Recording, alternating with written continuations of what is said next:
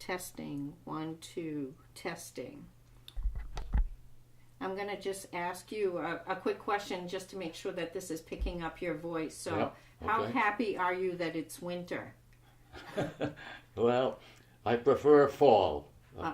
September, October, my favorite months. Aha. Fishing wise, I do a lot of fishing. Aha. Okay. Very good. We're going to get started then. So it is Monday, December 17, 2018, and I have the honor today of interviewing Lionel Bouthot, or do you prefer, I know that you have a nickname. I've had a nickname for 89 years, so a lot of people don't know my first name. Uh-huh. So, except still, they thought Toots is Toots, that's it, you know, I've been called Toots, so I answer to that for whatever they call me. It doesn't make any difference, really. Oh, okay. It doesn't. So I'm here to interview Lionel, better known as Toots Bouthot today. We're at his home in Biddeford, Maine, and I'm Nicole Morin-Scribner conducting the interview. So thank you for agreeing to meet with me today. Yeah. And I guess the first question that I wanted to ask you, kind of start at the beginning, is can you tell me when and where you were born? I was born right here in Biddeford. I can know from the location. It's Elm Street and corner Elm and Hooper. Oh, There really? used to be a big long block there, probably 8 or 10 apartments, and that's where I was born. And what was the date? July 19th, 1929. Now, were you born at home? At home. Yeah, yeah. Was it did the doctor come there? Was there a midwife? I can't, glad I'm not sure. You don't remember? I don't remember. I was told it was Dr. Priku. He was a doctor and he was a mayor, but I'm not part of this. You know, I'm not sure. Uh-huh. I got there, that's it. You got there. That was the important part. Okay. Now, in terms of your family being in Biddeford, was your father from Biddeford, or how did your family end up in Biddeford? My father was born in Saco, Maine, on Irving Street, which is the river, right, alongside the river.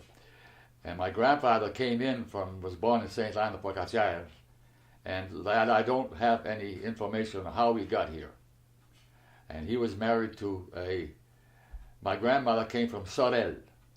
She was a Guignol. And so they, at a very young age, I used to scoot over. We lived on Hazel Street, if you know Biddeford. I lived on Hazel Street, and then when I was about 8 or 9, we moved to St. Mary Street, where it was just in front of the church. So we were right in the so-called Irish district of Biddeford. You know, that's where Bradbury Street and so forth. And my brother and I had a younger brother, roughly 11 months younger, had a musical act, and we performed all over the place. And matter of fact, I think we killed vaudeville.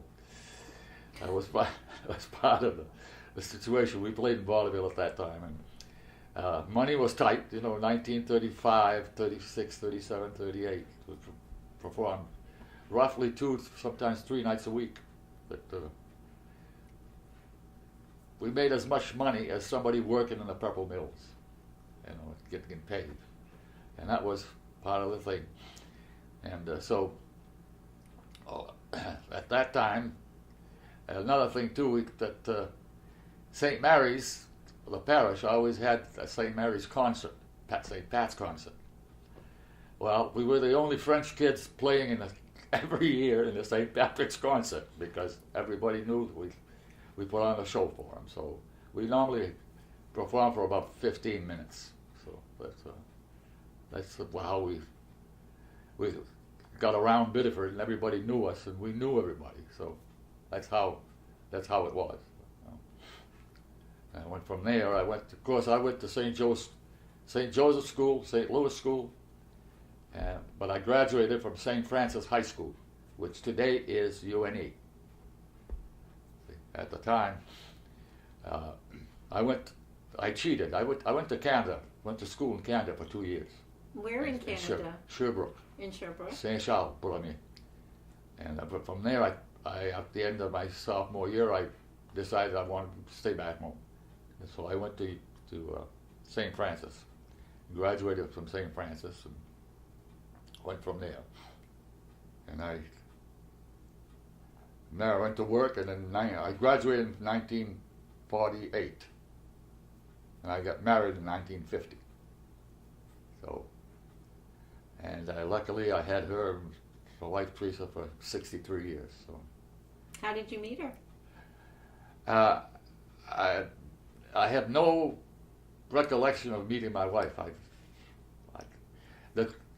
My sister, the one that you interviewed, Teresa, Sister Teresa, and Rita Grondin, her friend, were two friends. And whenever anything happened in the Grondins and so forth, we were always together. So, meeting the wife, now I only had one girlfriend, and I married her. That was it. It's like, this is it. You know, I was very fortunate.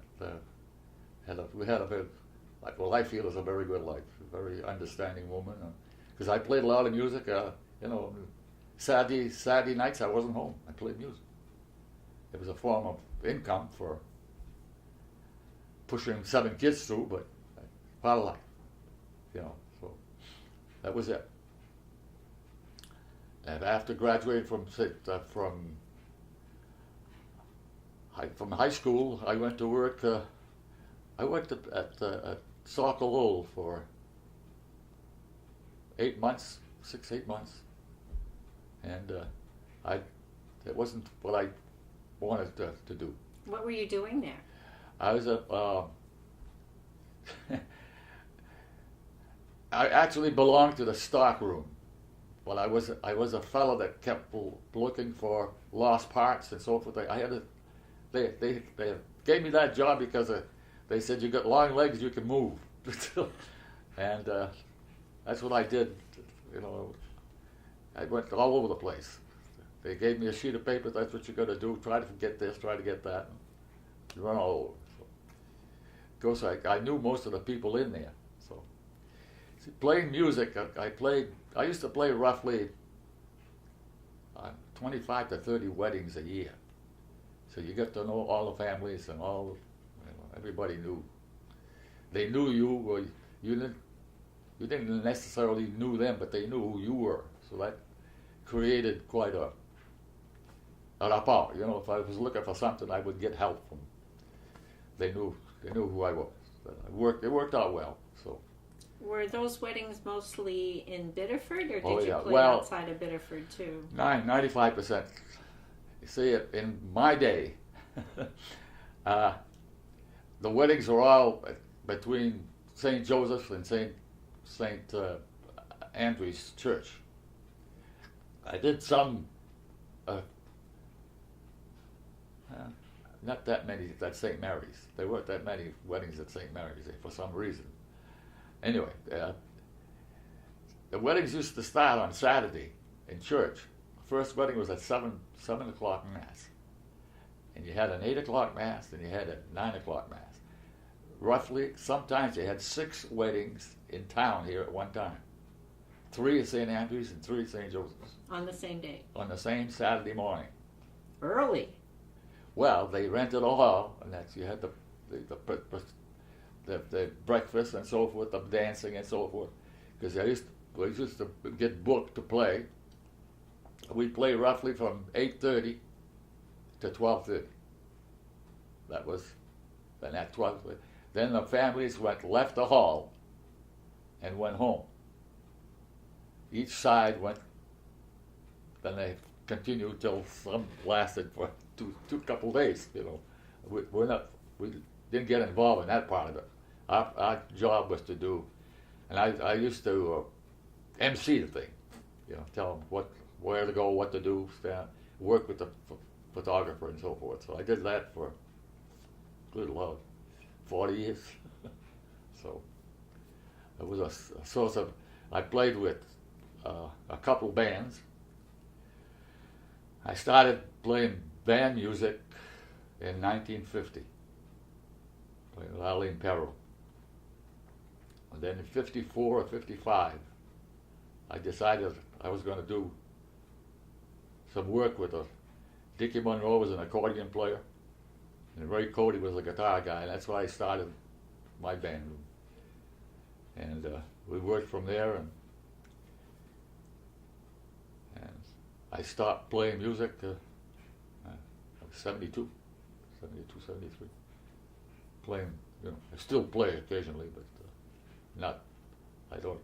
I played. There's a couple of funny things that I think that's funny.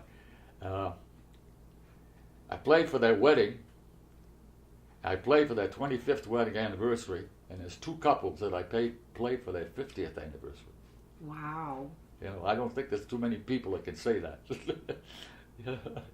That's right down the line. So, and basically the 25th and the 50th were the same musicians, same bunch. So I had Dickie Monroe was the accordion guy, and I started playing with him when I was in the 6th grade at St. Louis School. We played. Always were pretty good friends. He went at different times. He went to play on the road, but I never. I got on the road a couple times. We did a couple tours, but I didn't like the road work.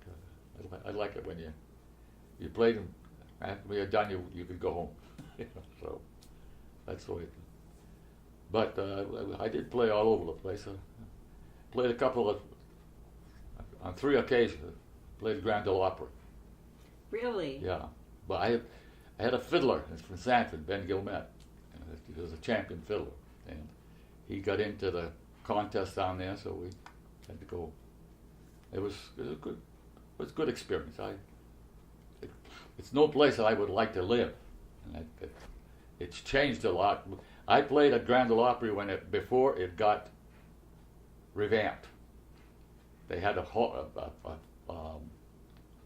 flood, and it made a big change in the Opry. But it was a Saturday morning. I had to. They asked me if I would help back up some fiddlers, so that's how I got to play at the Opry. The rest of the time we played at what they call the Gas House Theater, which was at Opry Land. That's where the contest was. Ben made the finals on 3 different occasions. Hmm. How old were you? Do you remember roughly how old you were the times that you were there? At the Opry?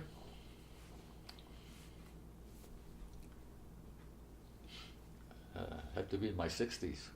Oh, really? Yeah. It was see, I started once the.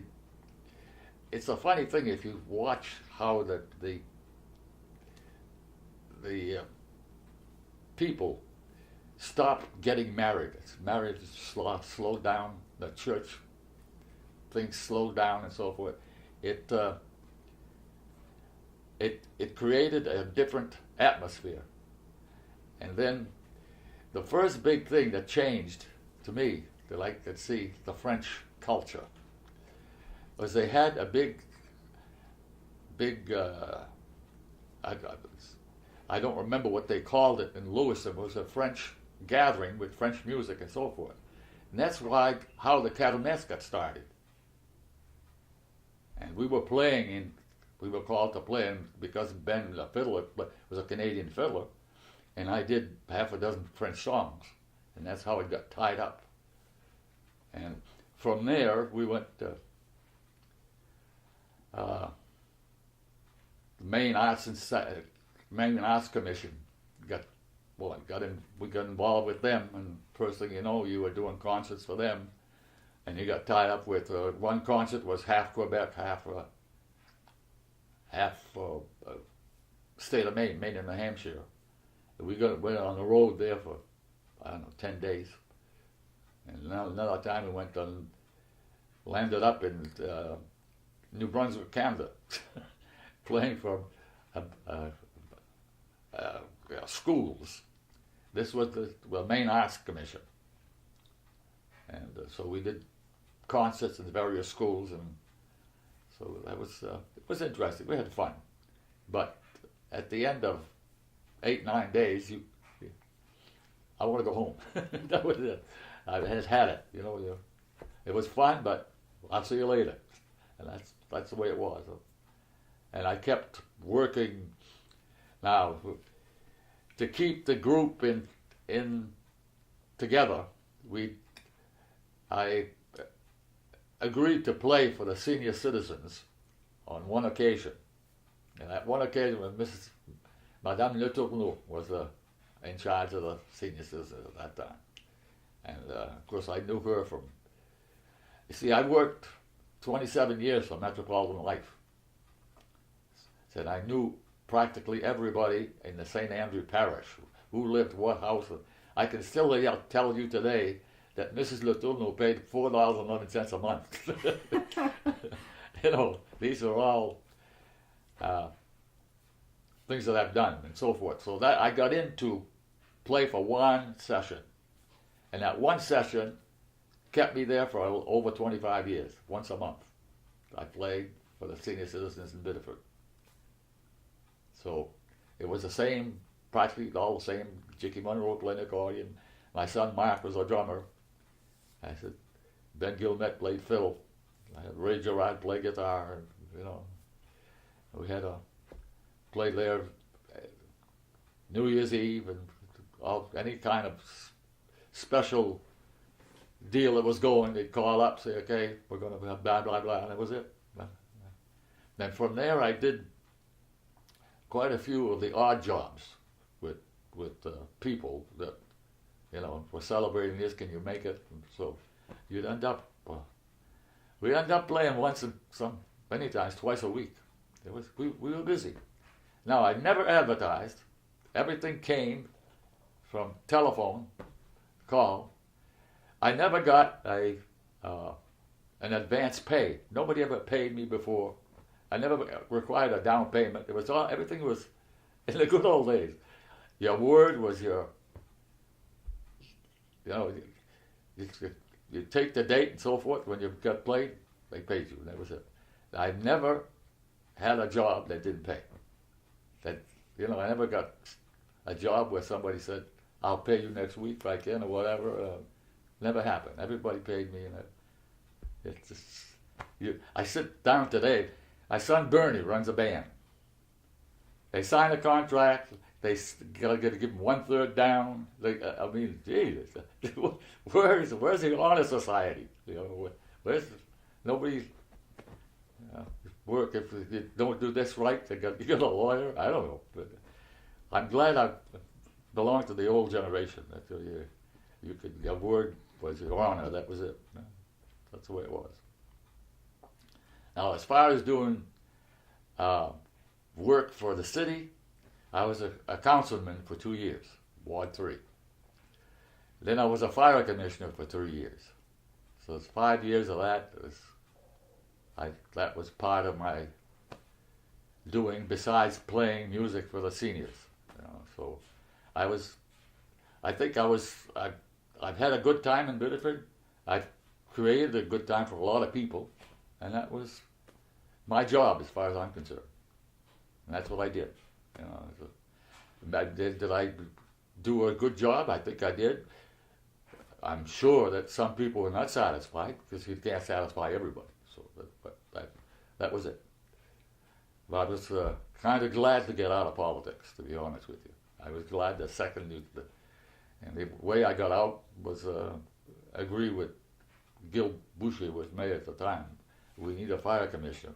You could do that job for me, but okay, that's what so we got along there. That was a part that about gives you pretty much of a picture of what occurred. Mm-hmm. Okay. Now, another public thing that I did, I was a guide for Central Maine Power on the Fishway. The Fishway, if you go on top of York Hill, there's a Fishway there. Well, I belong to the Saco River Salmon Club. And I watched when they built the Fishway. I wanted to see what they were doing with the salmon. And when they got the Fishway done, they talked me into guiding, taking the public in and explaining the situation. And that came out of, at the beginning, it was just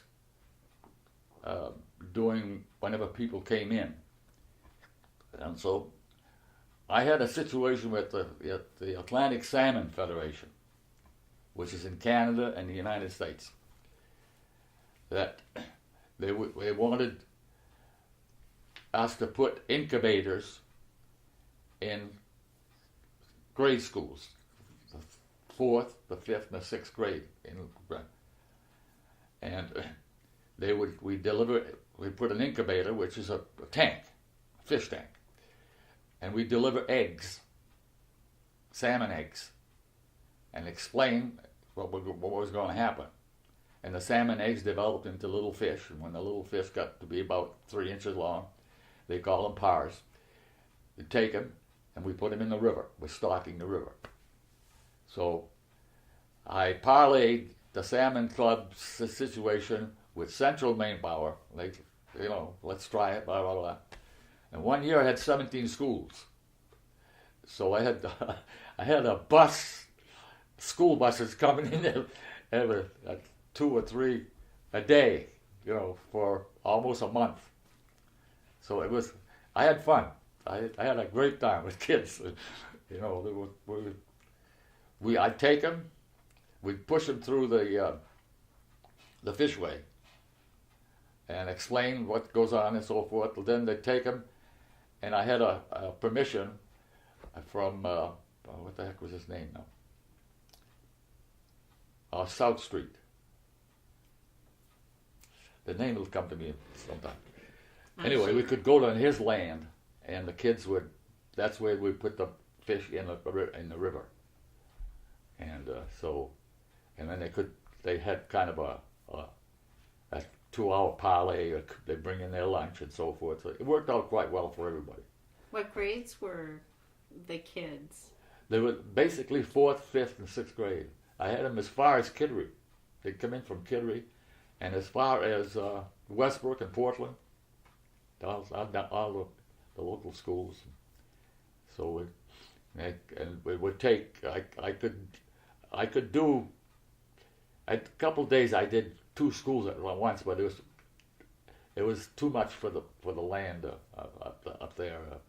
So what I did, I used to end up doing 1 school, but Monday, Tuesday, Wednesday, Thursday, Friday, and the buses would come in at 10:30 or 10 or whatever. You got to go through the ritual on top of York Hill, and from there we'd take them up to the little house of prayer. You ever hear that on South Street? I don't happen to be trying familiar to think with of it. what the heck was his name. That's embarrassing. Well, the older you get, the more names you forget. So whatever. Anyway, that's I had a lot of fun doing that. To me, that was kind of a public situation. The salmon part of it never really got going. The world salmon population has declined drastically. From the time that the salmon part, as far as I'm concerned, I look at where my grandfather was born, and that Well River is the first salmon river in Quebec. So, you wonder the genes. How you go from a river? Why did I end up salmon fishing? And of course, salmon fishing you develop into tying flies, and it's a whole study in itself. So, but that was part of the things I did for Biddeford. That again, people come over. Toots is over there. Go see him. So the work from. from there. And I did that till I got that 97 when I got an accident. I couldn't, there's a lot of steps there, to go from, and that's when I stopped. And when I stopped, the Salmon Club kind of petered. Now that Salmon Club is now, it's mostly tied up with UNE. There's some of the students in there, and the work that they're doing at UNE, they're working on it. But gee, last year they got one salmon, all kinds of you're talking about probably a $50,000 fish. So it's there. Yeah, we worked hard, and it succeeded to some extent, but at least we educated kids. So the way I look at it, it worked out well. Because I have one of my stewards, one of the kids that's always comes up, talks to me. I started this because of you, I tell you, he's a great tuna fisherman now. He does that for a living. He much as mine graduated up to the tunas.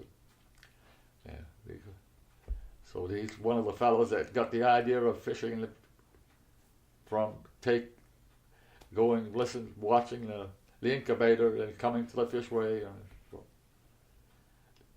That's one of how many thousands of kids. I don't know how many kids come up. It was fun. Well, that must be gratifying. Yeah, well, it brings back good memories. Every now and then, Then the other thing I did was civil.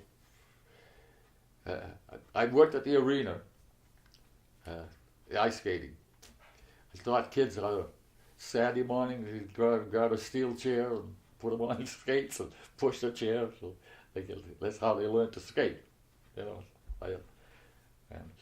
I coached a bantam hockey team, sole coach. I wasn't supposed to coach, but I ended up that the guy who was supposed to coach quit. So I had the team. What do you do with boys? Got to play them. So we played them. Did you play hockey yourself? I didn't. I played hockey in Canada when for a few games. I was a goalie when I went to St. Charles. But as far as I knew the game, but all of a sudden you become a coach. Boom! You're either you stay with the kids or the team folds up. And some of these kids you hate to just do. So I said, I'll do it. So that was part of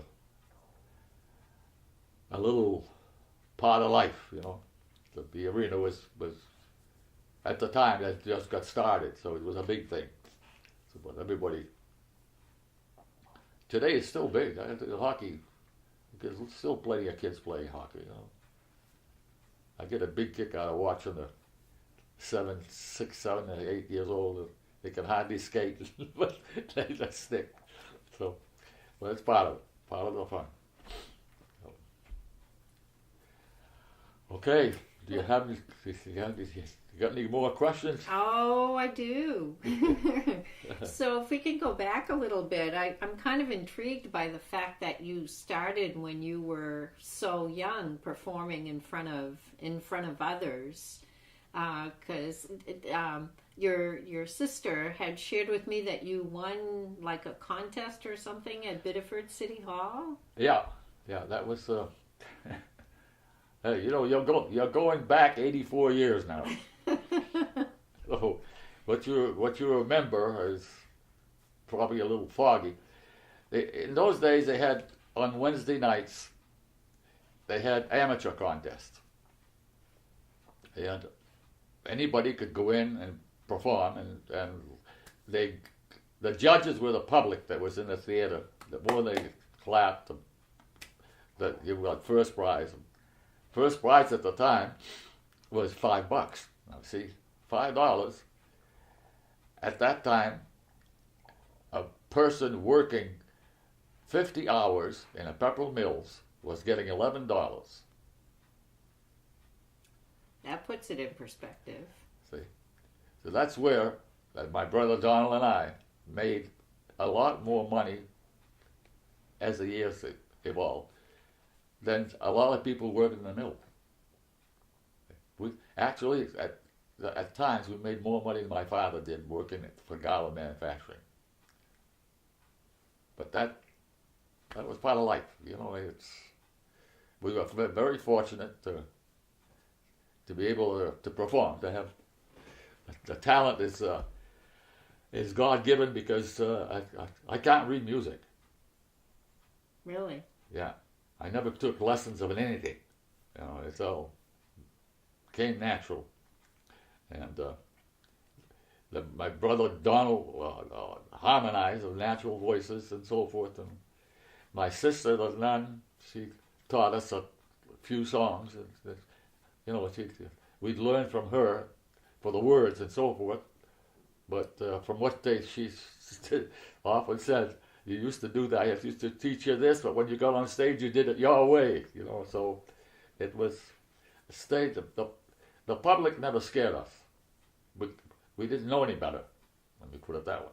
You know. Stage fright. I still can go out today and talk.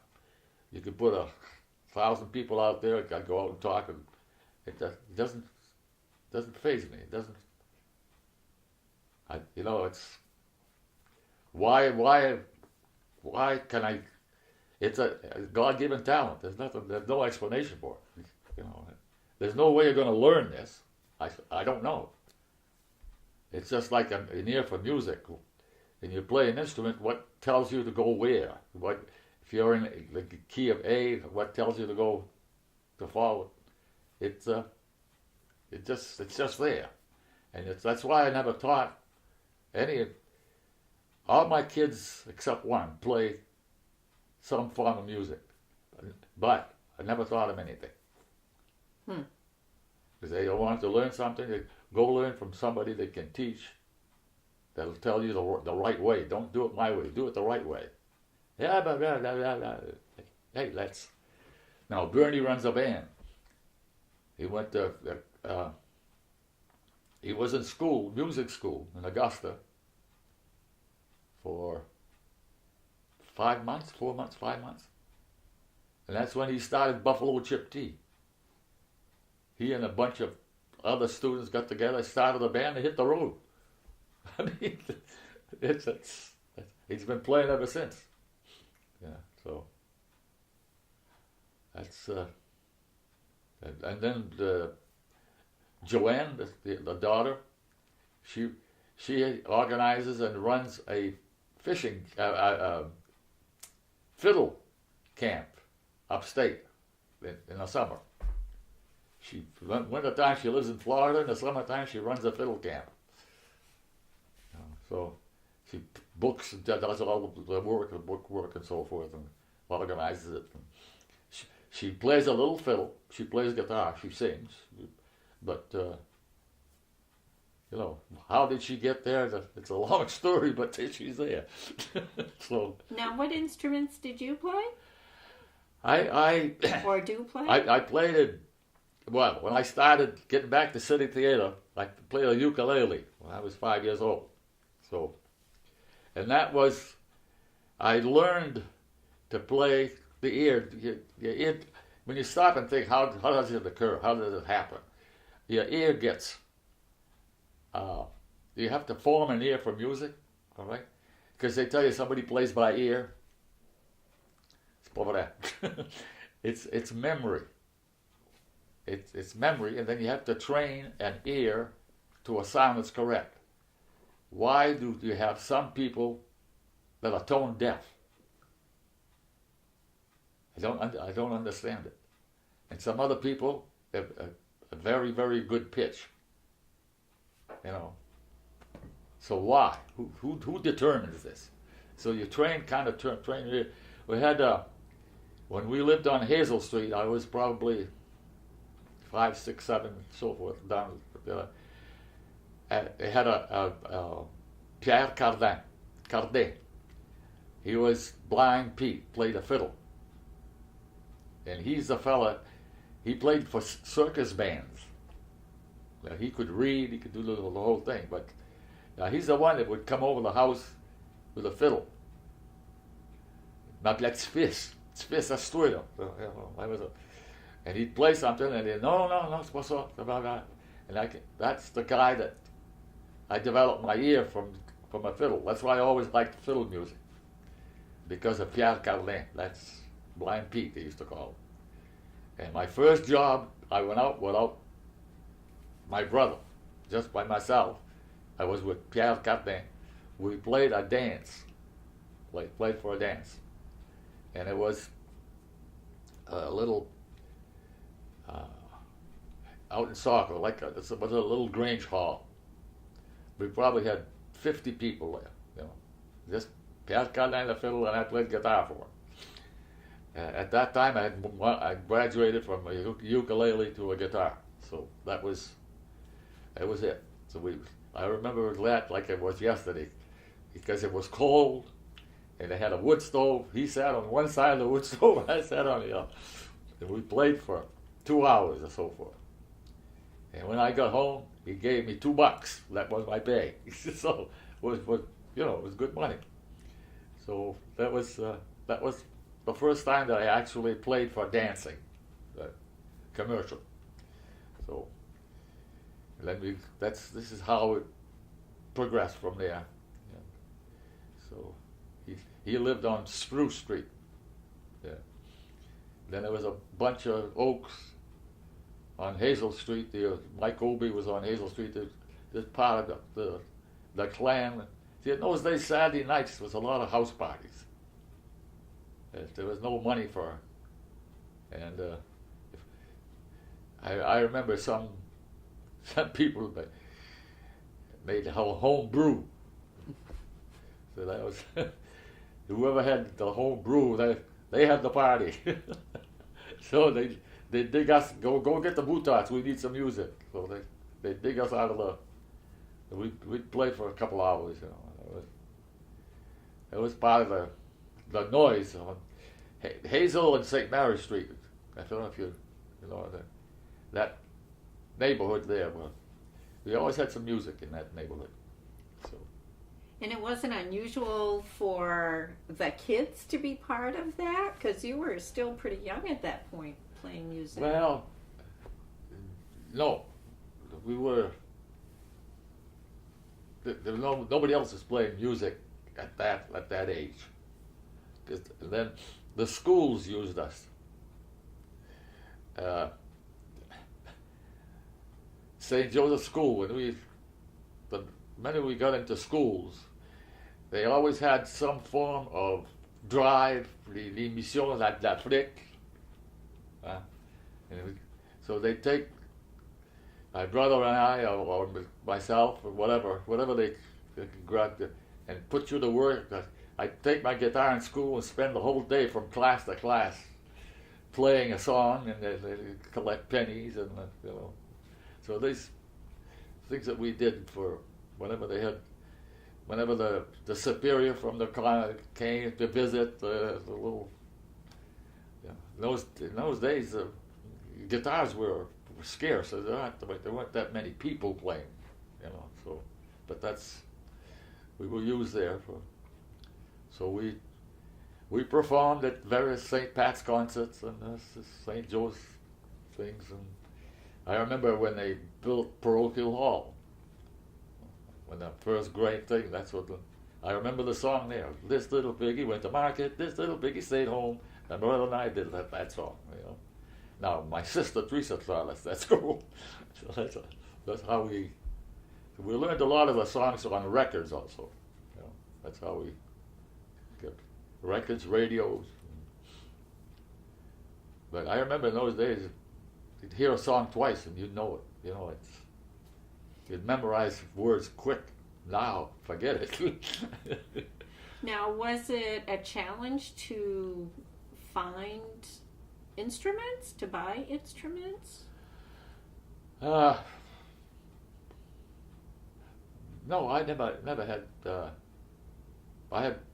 I probably had 2 or 3 guitars. Guitars last 4 or 5 years still. depending, you know. And in those days, I think one year I got a new guitar and it cost $12, you know. But that was, I watched that. It was it's not like today spending 300, 400. Well, I had a Martin at one time. I wish I had that Martin back, because that Martin today is probably, I would say 12, maybe 14,000. Martin guitars are up through the roof. Well, that old beat-up guitar that Willie Nelson has, that's a Martin. So, that is priceless. But that's, the instruments were not. Then when I started in a band, I bought well, it was an acoustic guitar with a pickup, so that created electric tone. But then I put that aside, bought a bass. It was better for the big, because we were playing 3 saxes, two trumpets, and you know, it was a different, it was a jazz band. Different than going from there to country to folk. That's the way I went. Down to,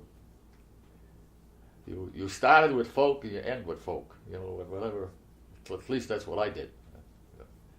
Because you actually, at times you played for pay. You know, you played, you enjoyed it, but not as much as if you were playing. Like I'd play country in Sanford and Rochester, New Hampshire on Friday night. Then I'd play jazz on Saturday night with a completely different band. Play the regular dance, in the mood, stuff of that nature, with trumpets and saxes. That was a Saturday night job, but Friday night I had fun. That was country, so that's the way it was. So, English, French, what did you speak, or how did you, what did you sing? What was your music? It was a combination of all, you know, whatever.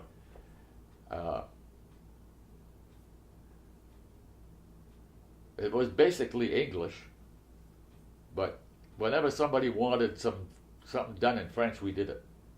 So this is why there's a lot of jobs or work that I did with the people that I did, thanks to them, that they could work both French and English, and with a lot of jobs we got because we did something in French. So that it paid off in a certain way. But there's a lot of way back when. You know, I remember they wrote I got an article written in Portland Press. They did an interview, and I told them that I was proud to be French, and they put that bang right across the paper. And I got a lot of phone calls from people that, congratulations, it's about time somebody said, oh, geez, a lot of people tried to hide. I never could understand that, but that's, yeah. I've always, never was ashamed to say I'm French. I'm French descent. I'm an American, but I'm French descent. That's it. And I'm fortunate I could understand and speak 2 languages. That's what made it. Now, your sister was telling me that your father once had a pool hall. Oh yeah, pool hall and a shoe shine parlor. I shined shoes. I started shining shoes when I was 12 years old, and I think I was 18 by the time I stopped shining shoes. Where'd you do that? It had a pool hall. It had 2 and 3 pool tables. Then it had a stand, a shoe shine stand. And in those days, Fridays nights and Saturdays and Sunday morning, men wore leather shoes. They didn't wear sneakers, and they wanted them shined, polished. So they used to come in. I remember one weekend, my brother Donald and we had a contest. I don't remember who won, but we shined over 200 pairs of shoes. Oh yeah, it was very. You'd get Saturday night about 5 o'clock until 8:30. Steady people coming in, coming in and they get their shoes shined. That was the way they did it. So we were between playing music and shining shoes and playing pool. And I have a son, Guy, the contractor, the guy that owns. He's a state. Was a state champ a couple times. Yeah, he's a good pool player. He's takes after my father. My father was a good pool player. So what did you do when you were a teenager for fun? Or did you work all the time? Well, the only time I like when I went to school at St. Francis, I'd come home and do shine shoes Friday night, Saturday. But I did play football for St. Francis. Outside of that, and sometimes I played music, but not that often. When I was in high school, I didn't play that much. So I was working shining shoes, and I played football, and that was about it. Yeah. And one of the things I wondered about is, in terms of deciding to go to, you said high school in Sherbrooke in Canada. Yeah. What was the input? What kind of made you think about doing that?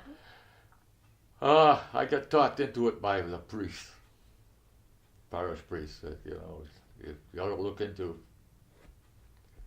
with you. So it's an avenue that I explored. It went to Canada. And it was roughly, if I remember right, 35 or 38 Franco-Americans that were at St. Charles at the time. Most of your parish priests would send, I guess the recruiting, best you could call it was recruiting. They send them to St. Charles. So you got to know guys from Concord, New Hampshire, guys from Manchester, Lewiston, Father Cartier, Babe Cartier, that used to be at St. Joseph's here. Babe was, we called him Babe. He was the baby of the Cartier family. Okay. And Father Plant, I went to school with those guys. So George Ouellet. Some of them became priests, but the bulk of them, like me, became fathers of families. Mm-hmm. Yeah. So now were you still doing any music during those days? No, it wasn't. It was St. Charles was another place to play folklore music. They had one concert a year, and it was a Sherbrooke Symphony that came in with the 25 violins and so forth, and it was pretty rigid, and so it didn't. It was just once in a great while there was an explosion of lieutenant. I was one of the lieutenant. I was one of those. You'd explode in a corner of the hall or the salle. You'd do a couple of chansons de bombe, and until one of the préfets de discipline would come out. Okay, c'est assez ça. That was it. Them would stomp their feet, keep them. The old Canadian way of doing things. We'd have once in a great while on a Saturday night. It kind of, for some reason or other, Saturday night was you try to get away with something. So that was it. But outside of that, it's very, very quiet. There was no. It was a when you stop and think of it, it was a pretty rigid school. You went to classrooms 6 days a week. All in French. What they did to us, the Americans, we were ahead of everybody in English. So they knocked off the English classes and gave us extra French classes because we weren't that strong in French. So we had to I remember Saturday mornings, it was all with us, was all French. Conjuguer les verbes, là, that's Did you get to see your family while you were there? No. We just, you went to school from September to Christmas time. Christmas time you came home, and went to January, and then you came back in June. It was just Christmas. You came home at Christmas. It was almost, in community, pretty close to it. Now, all the teachers at St. Charles at that time were all priests. There were no brothers, no nothing. They were priests. That was it. And today it's the University of Sherbrooke. And it's all laïque, it's all public or whatever. But that's what it was at the time. That must have been a difficult transition to leave your family and to not be so engaged in music. And it quieted me down, to be perfectly honest with you. You're kind of the center of attraction all over the place. When you're home, you get down there, you're at the bottom of the ladder. That's the way it was. So it was a learning experience.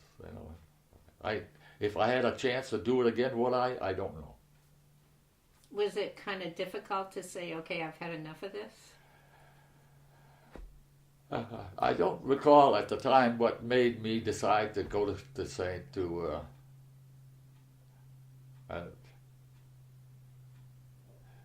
stay home and go to St. Francis. St. Francis here. I don't. I can't give you an answer on that. I don't recall. Why? Of course, my father was glad to have me home because I the Schuscheinbau to work. It was it would help out. So that was it. But when I went to St. Francis in the summertime, I worked at the Pepperell. So actually, I paid for my at that time. I think if I remember correctly, to go to Saint Charles Borromée was $185 a year, and if you didn't have the 185, you still stayed there. It was. And then at St. Francis, I think it was $350 that I had accumulated, and that paid for my. Because when I went to St. Francis, you didn't go home after school. You stayed there. You ate there. You slept there. But I had a deal with Friday night. I could go home because to work, and then I'd go back in Sunday night. So you weren't playing music that much during that time, during your high school years? I didn't play at that time.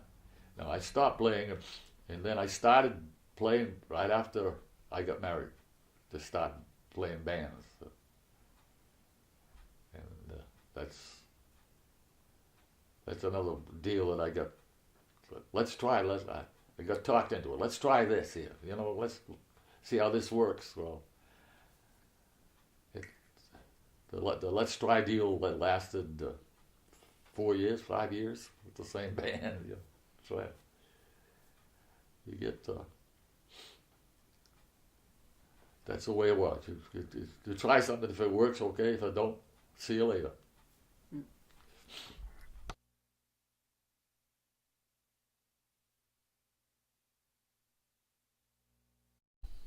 Okay, so I was kind of curious to ask you about what you remember of what it was like in Biddeford, like during the Depression, because you would have been in your teens. Well, around Depression was in 29. That's when I was born. Oh, okay. Yeah, so not that. So you're back to the doctor. What doctor?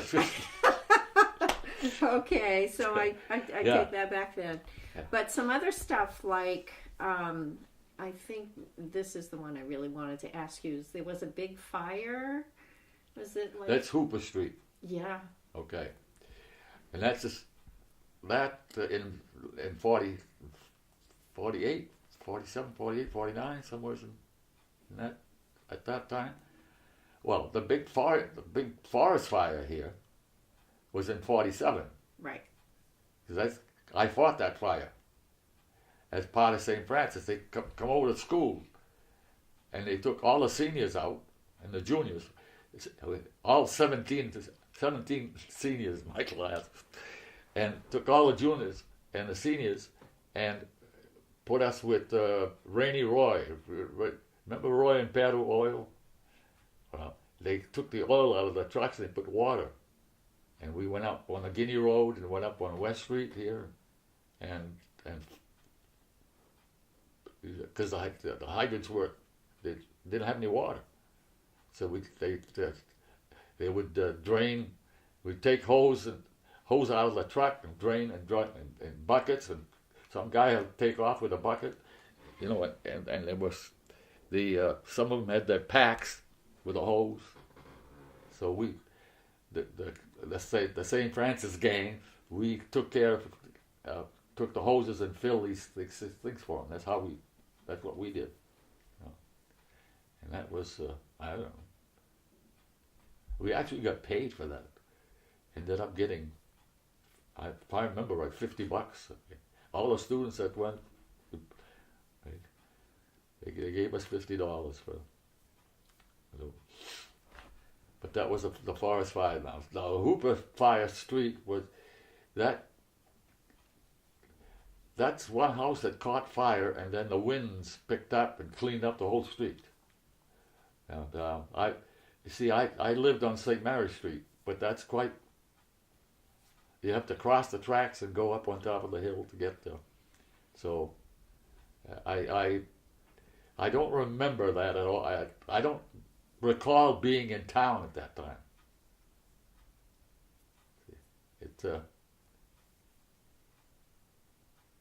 All I know is that then I remember the Sokolol fire. That Sokolol fire was bigger than Hooper Street. Where the tire shop is and all that. That used to be that they all burnt. That was before I became a fire commissioner. Those fires were not under my watch. Now, do you remember anything about during wars? Did you or any of the only thing I remember about declaration of war and listening, it was on the radio. And you heard Franklin Roosevelt and so forth. Now, I was 11, 12, 13 years old, but I remember that. Because radio was a big thing in our day, Sunday night, Saturday and Sunday nights we had The Shadow and the Lone Ranger, and those were all shows that you could sit in front of the radio and listen to the stories and whatever.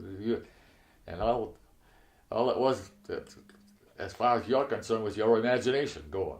So it's like Friday nights when we were kids.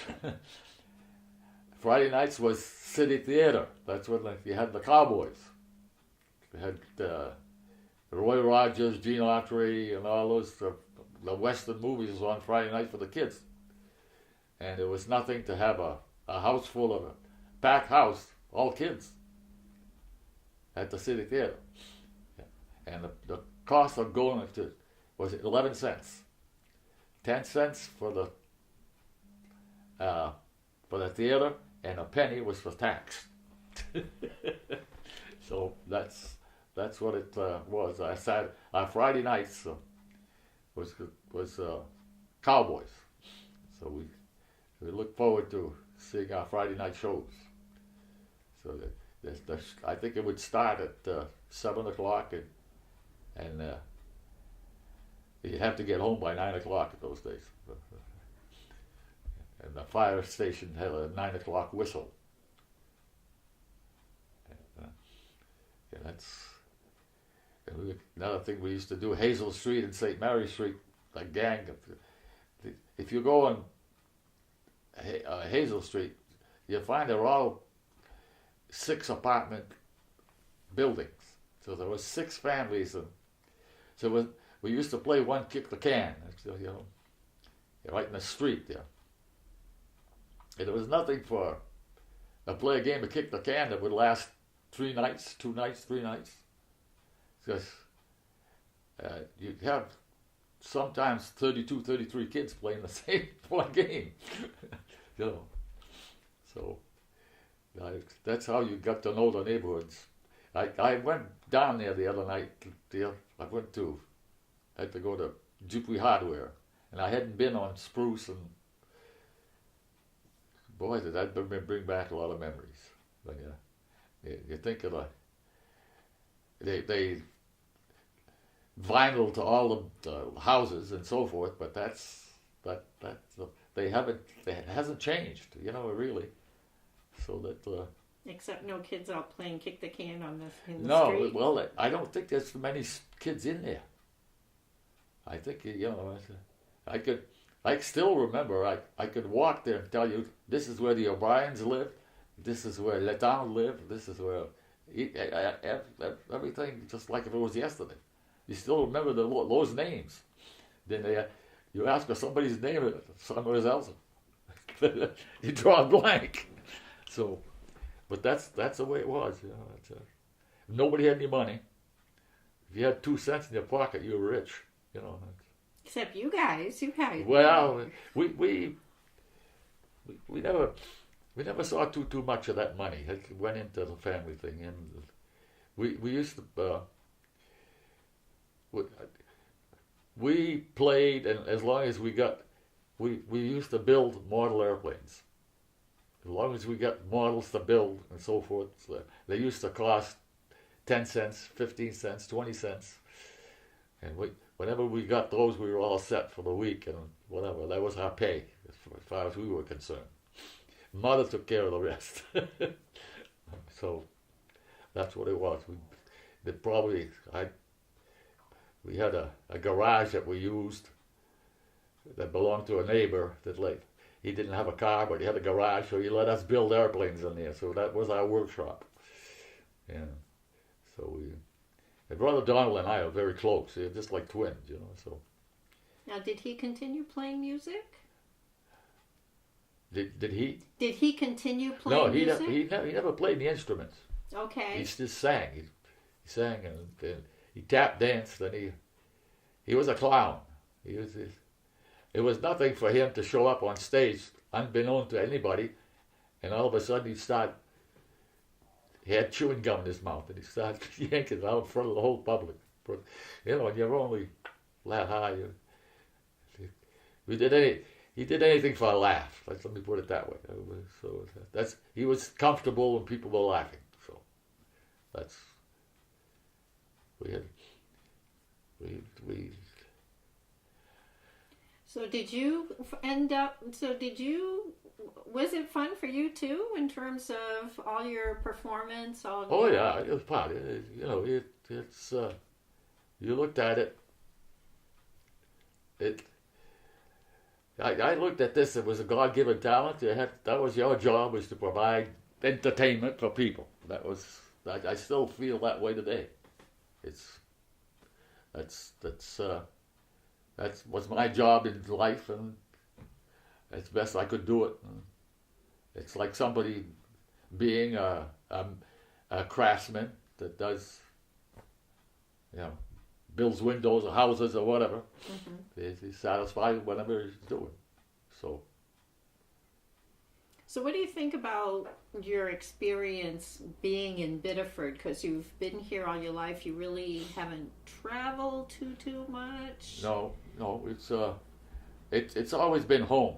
what's home is home. You know, it's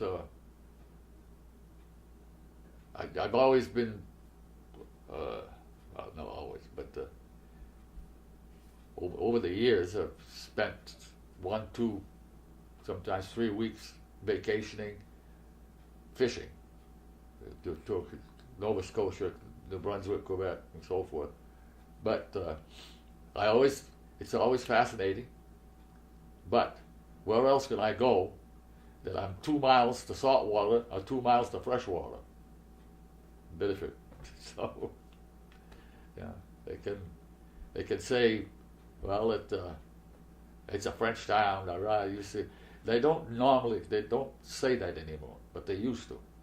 They used to belittle certain French towns in the state of Maine. You take Biddeford, Lewiston, Waterville, Brunswick. Those are all Franco-American towns. Why? Because the mills were there. And they always, Portland was so much, Bangor was so much better. I never thought so. And I've been pretty much all over Maine. We used to go to Eagle Lake. I had a friend that his relatives had a camp at Eagle Lake. So, and Eagle Lake, I used to get a kick out of Eagle Lake because it's the French at Eagle Lake is a little different than ours. So, but that was but they're very homey people, very nice people. So, I did come up with a few friends. And when I did some tours for the Maine Arts Commission, the first stop, Grand Ole, which is just outside of, that was our first school. I remember that. We could go to Grand Ole first morning to play. We'd get there first morning we got up, 7 inches of snow. I said to the school person there, I said, gee, they don't call no school? He says, for what? I said, snow.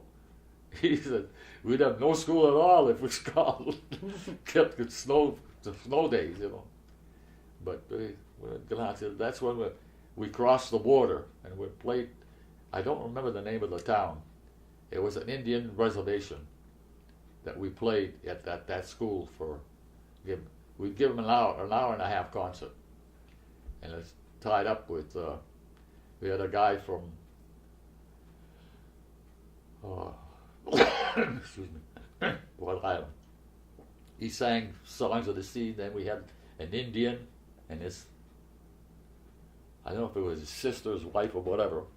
That was on the tour with us, and of course we were the Franco-Americans band. But we provided music for everybody, so it worked out. We had a good time.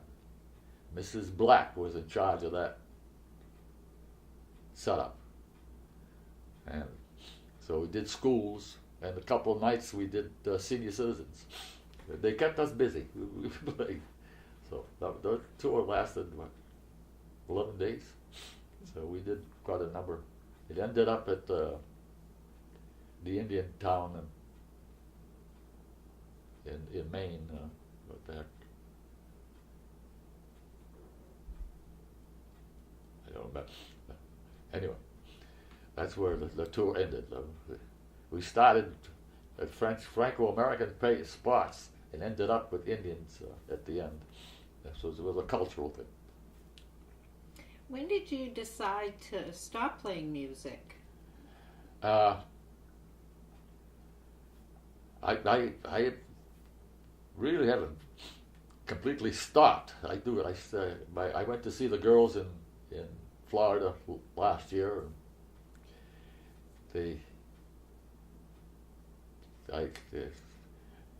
they have a gathering of musicians there one night, and so I performed there for about pretty close to an hour. Had everybody singing, and we had a good time. But and I still, the girls enjoy it because they play, and so we play together. And so you don't actually, at least you don't stop. You just slow down a bit, and once in a while because last year I played with Smokey Valliere, and we had a few jam sessions, but that of course Dickie Monroe died, so that was and Ben Gilmet is not well. He's so he doesn't play. He can't play anymore. So that leaves every now and then I'll sit in for 3-4 songs with my son Bernie's band, but that I have to be in the mood for it. It's a complete different setup there. You normally, I always figured out you play within a 10-year span of your life. People 10 years older, people 10 years younger. So you get a 20-year span. The people younger don't know what you're doing. The people older, oh, I remember that, but you don't get that interest. So that unless you perform stuff that is new. And stuff that is new, it's not my style. It's just, it's different. That's all. It's because you take as an example, country music is not what it used to be. You listen to a country song now, and they need 45 pieces to back it up. So, and a lot of it is digital. That's what my grandson up in Los Angeles. Everything he does is digital. It's a one-man operation.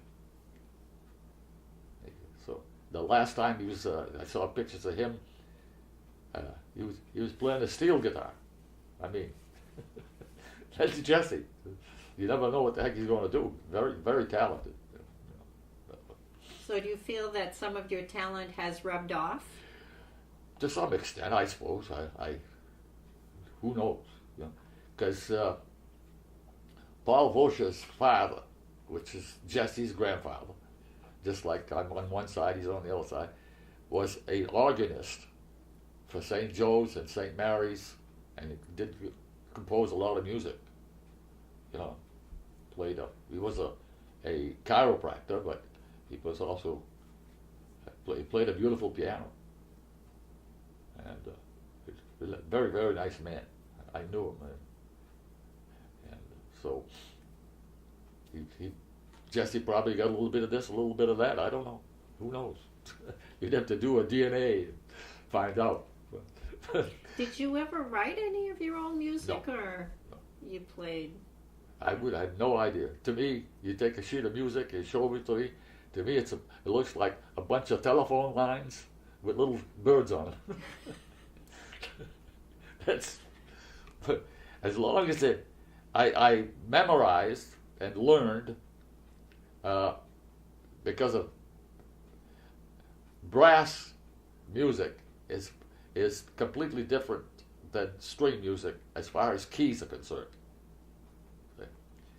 So you learned, like they show you a piece of. I always look in the upper left-hand corner, and it's going to tell you what key it's in. If you see one little B, you're in F. See? Now that tells you there's one flat. I understand that, but to how the people can go from here to watch this and do this all at once. It's to me it's fascinating. But on the other hand, the people that can do this are fascinated by how come you do it without anything. So it's des mille mélanges. Mm-hmm. Yeah, because I spoke to, last year my sister convent, they had a classical 4-piece women that performed, and the violinist there, we sat at lunch after, so I talked with her, and I said, did you ever try this? Nope, I can't fiddle. She says, I cannot tell you. I look at a chart, she says, that's where my finger goes, that's how I know. That's all I So that's fascinating to me. You know, you gotta, but that's the way it is. And those four women are very, very good. They played it's classical. I like every kind of music if it's well done. But chacun son goût. Mm-hmm. So, what would you want people to take away from your story? What's kind of like the bottom line to your story when you kind of like sum it all up? You know, you just be yourself. Be yourself, be helpful, and be a fair shooter, you know. Because I, to my knowledge, I've never had to cross the street when I saw somebody. I don't feel I've done anything to hurt anybody or whatever, so if you live an honest life, you know, like I'll go shopping at Hannaford's, and it's very seldom that I go shopping that I'm not stopped by somebody or how's it going, rah, rah, rah, you know, it's you know, through the years, you know.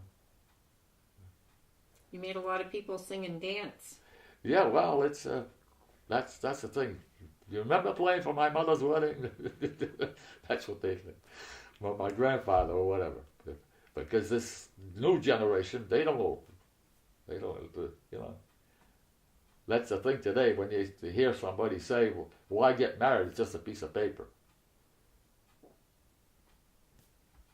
That's your choice, not mine. Yeah, so. Times have changed, and you gotta